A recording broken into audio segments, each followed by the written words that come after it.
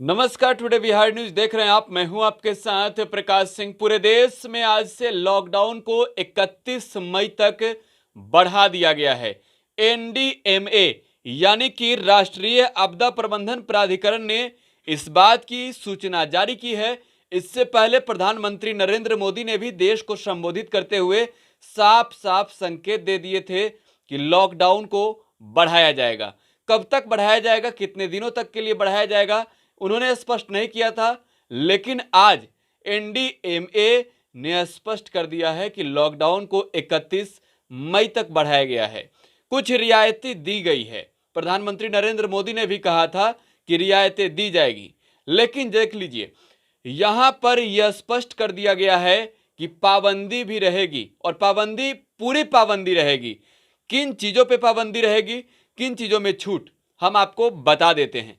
नई गाइडलाइंस के मुताबिक मेट्रो और रेल सेवाएं अभी बाधित रहेगी। इससे खतरा जताया गया है। हो सकता है कि कोई पैसेंजर इसमें चढ़ते हैं जो कि किसी कोरोना के संक्रमित मरीज के संपर्क में रहे हों और उनसे संक्रमण फैल सकता है। इसलिए ट्रेन और मेट्रो को फिलहाल बंद रखा गया है। घरेलू और अंतर्राष्ट्रीय उड़ानों पर पाबंदी जारी रहेगी। फ्लाइट्स नहीं उड़ेगी। दूसरे देशों से या फिर अपने देश में ही फ्लाइट्स नहीं चलेंगे। उड़ान बंद कर दी गई है, अंतर्राष्ट्रीय उड़ान बंद की गई है और घरेलू उड़ानों को भी बंद किया गया है। स्पष्ट कर दिया गया है कि ना तो इंटरनेशनल लेवल पर और ना ही नेशनल, यानी कि इंडिया के एक राज्य से दूसरे राज्य के जाने के लिए विभिन्न एयरपोर्ट पर वहां भी फ्लाइट नहीं उड़ेगी। शॉपिंग मॉल बंद रहेंगे। शॉपिंग मॉल को शुरू से ही बंद करके रखा गया है। शॉपिंग मॉल बंद रहेंगे लॉकडाउन 4 में भी। धार्मिक स्थल बंद रहेंगे। मंदिर मस्जिद यानी कि जो भी पूजन या फिर जहां पे आप मुस्लिम समुदाय के हैं तो नमाज पढ़ने जाते हो, या फिर हिंदू समुदाय के हो तो पूजा करने जाते हो, आपकी आस्था जिस चीज से जुड़ी हो, धार्मिक स्थल को अभी बंद रखा गया है। पाबंदी जारी है। देखिए, बस चलाने की सहमति मिली है।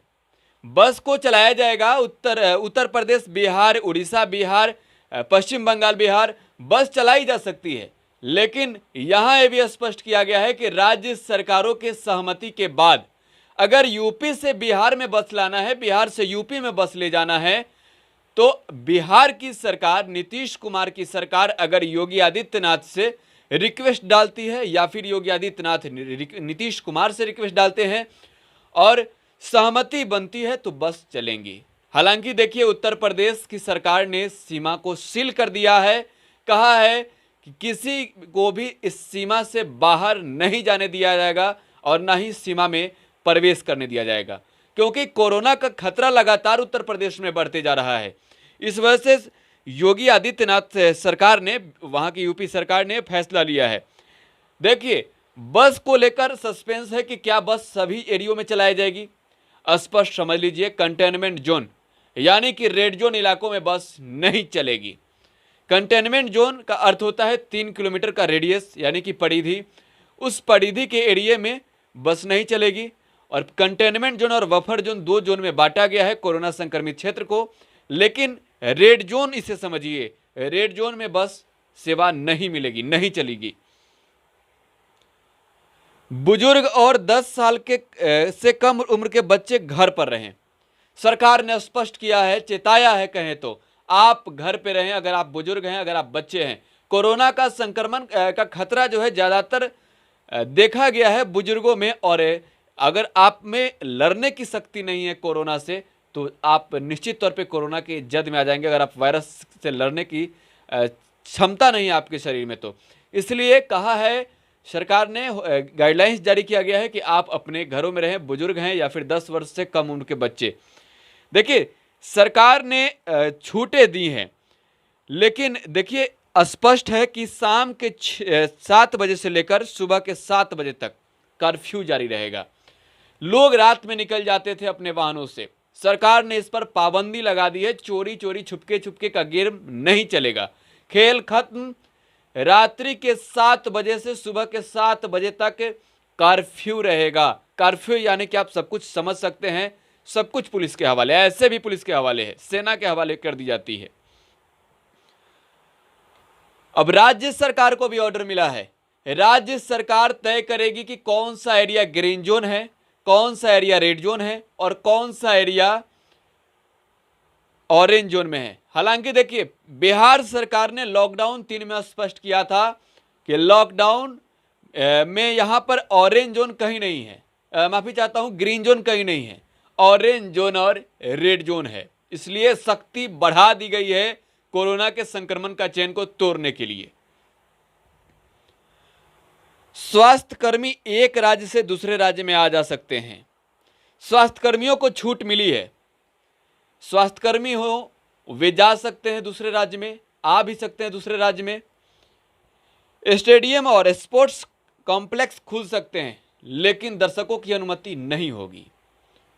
देखिए, अटकलें तेज थी आईपीएल को लेकर, और अगर आईपीएल भी कराना हो, सहित विभिन्न जो भी क्रिकेट टूर्नामेंट हो या फिर कोई भी खेल होता हो, स्पोर्ट्स से जुड़ी हुई बातें और स्पोर्ट्स से जुड़े लोग जानना चाहते थे कि आखिरकार स्पोर्ट्स क्लब, माफी चाहता हूँ, स्टेडियम कब तक खुलेंगे। तो अब स्पष्ट कर दिया गया है कि खुल सकते हैं, दर्शक नहीं जा सकते हैं, सोशल डिस्टेंसिंग का ख्याल रखना होगा। तो देखिए, लॉकडाउन 4 अब शुरू हो चुका है। कल से लॉकडाउन 4 लागू हो जाएगा पूरे देश में, और आज लॉकडाउन 3 खत्म हुआ है और लॉकडाउन 4.0 में ये पाबंदियां रहेगी। हमने आपको स्पष्ट बता दिया है कि ट्रेन सेवाएं बंद रहेगी, मेट्रो सेवाएं बंद रहेगी, घरेलू और अंतर्राष्ट्रीय उड़ानें जो है फ्लाइट्स नहीं चलेंगी। और उसके बाद जो सबसे बड़ी बात है बसों को लेकर है, तो बस कंटेनमेंट जोन एरिया में नहीं जाएंगे, और बस अगर चलाना हो एक राज्य से दूसरी राज्य तक तो दोनों आप सरकार की आपसी सहमति के बाद चलाए जाएंगे। धार्मिक स्थलों पर जाना आना बंद रहेगा। तो आप भी सुरक्षित रहें, अपने घरों में रहें। और आपको सबसे बड़ा सरकार ने चेताया है कि रात के 7 बजे सुबह के 7 बजे तक कर्फ्यू लागू रहेगा पूरे देश में। इतिहास में ऐसा पहली बार हुआ है। लगातार हम आपको टुडे बिहार न्यूज पर अपडेट दे रहे हैं। आप अपने घरों में रहें, घरों में रहते हुए भी आप सोशल डिस्टेंसिंग का पालन करें और आप टुडे बिहार न्यूज को देखते रहिए। अगर अभी तक आपने यूट्यूब पर टुडे बिहार न्यूज को सब्सक्राइब नहीं किया तो सब्सक्राइब कर लें। अगर फेसबुक पर वीडियो देख रहे हैं तो पेज लाइक करना बिल्कुल ना भूलें। धन्यवाद।